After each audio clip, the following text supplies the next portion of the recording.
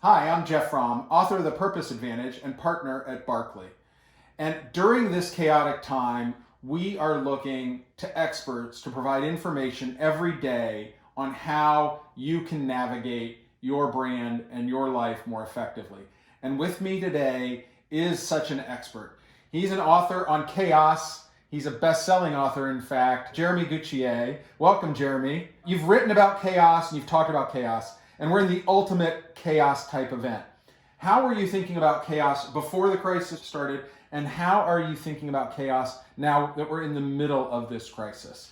You know, it's funny, in 2008, I wrote an award-winning book called Exploiting Chaos, and it was my big break professionally. It was all about how chaos creates opportunity and how people get intimidated by the doom and gloom with uncertain times. And actually, I rewrote that book this year as Create the Future. And it's funny because times were going so well, I didn't want to use the word chaos in the title again. I kind of picked something new. But ultimately, what I find so interesting is now we find ourselves back in this chaos scenario.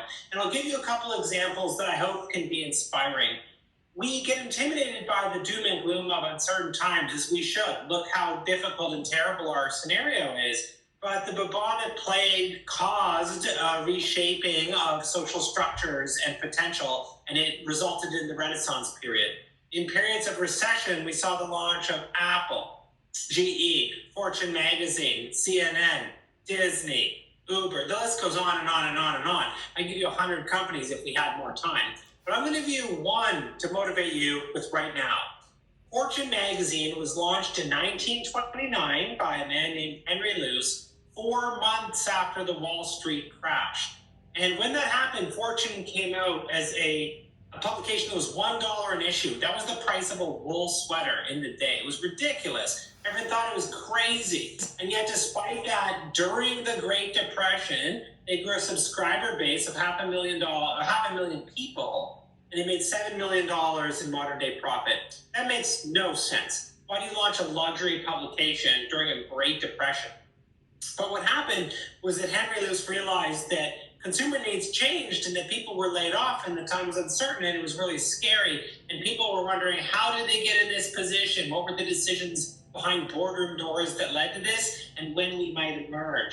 And Fortune then was not a luxury publication, the price of a wool sweater. It was more simply an answer to a new question.